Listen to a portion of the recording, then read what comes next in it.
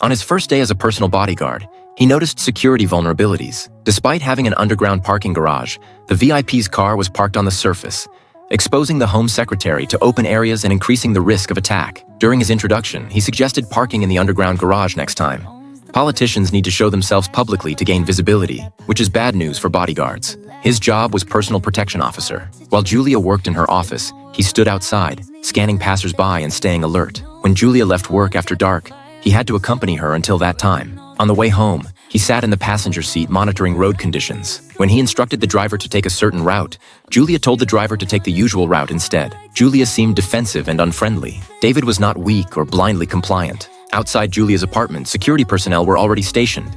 Yet he still got out early to observe the surrounding area before opening the car door for Julia. After entering the building, he asked Julia to wait at the entrance while he checked the premises. Julia quickly became impatient, yet David continued his inspection. In the study, he noticed a photo of Julia with former British Prime Minister David Cameron. While Julia was working, she read a report about the train terrorist attack from a few days earlier. The report mentioned that an off-duty police officer had discovered a human bomb on the train and prevented the attacker from detonating through peaceful communication. The officer was named David Budd, the very bodyguard protecting her today. She awkwardly shook hands with David in reconciliation. Soon after, security monitoring downstairs notified David through the intercom that someone familiar was visiting the Home Secretary. David went to answer the door. Outside was Julia's special advisor, who brought takeout food and came to discuss work. David's work was finished, so he asked Julia for permission to leave. Before departing, David noticed the special advisor had also brought some gifts, seemingly trying to curry favor with Julia. Regardless, these matters were none of his concern.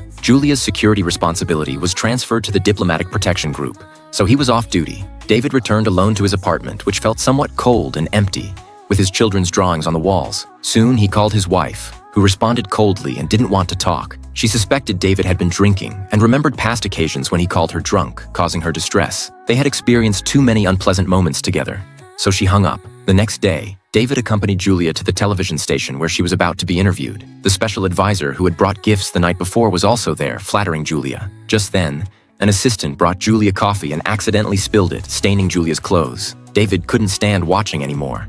He loosened his tie and took off his own clothes for Julia to wear. Knowing Julia needed to change clothes, David immediately turned away.